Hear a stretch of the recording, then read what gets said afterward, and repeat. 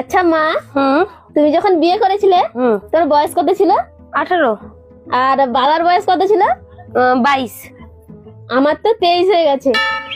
আরে আমি বিয়ে করবো বলছি না, আমি বলছি যে আমার বয়স 23 হয়ে গেছে। আমি হিসেব করছিলাম আর কি। কি বলিস রে? দীপালি 17 বছর বয়সে পালিয়ে গেছে? আরে এগুলো জানিস মা বাবার ভুলের জন্য হয়। যদি মেয়েকে 23 বছর বয়স পর্যন্ত বসিয়ে রাখে তাহলে মেয়ে পালাবে না তো কি করবে? জানিস আমার একটা বান্ধবী আছে, তার বয়স না 23 হয়ে গেছে, কিন্তু তার বাবা মা এমন আবভাব দেখায় যেন তার মেয়ের বয়স 12 কি 13। আচ্ছা মা, একটা কথা শুনেছো? কি কথা রে?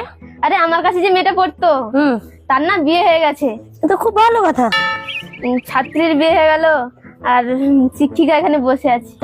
আরে মানে বলতে চাইছি যে মেয়েটার বয়স অনেক কম, মাত্র তো 20, বিয়ে করে নিয়েছে। আর আমার বয়স 23 হয়ে গেছে। ও আর জানো মা, অমিত কাকুর মেয়েকে না কালকে দেখতে এসেছিল। কখন রে? কালকে বিকেলে এসেছিল। ছেলেটার ঘর থেকে না মা 2001 টাকা দিয়েছে। তো ভালো কথা। দেখো মা, তার যখন বয়স 15 ছিল না তখন থেকে তার জন্য ছেলে রেখে রেখেছে। আর 1900-তে দিয়ে দিচ্ছে বাড়ি থেকে। কত ভালো বলো মা? হ্যাঁ ভালো। ও তুই এক কাজ কর, তুই গিয়ে জলটা ভরে আন, আমি মানে ভাতটা বসাই। আমি তো এই পৃথিবীতে এসে জল ভরার জন্য না। আমি যে কি বলতে চাইছি সেটা তো বুঝতে পারছো না তুমি। কি হয়েছে কি তোর? কিছু না।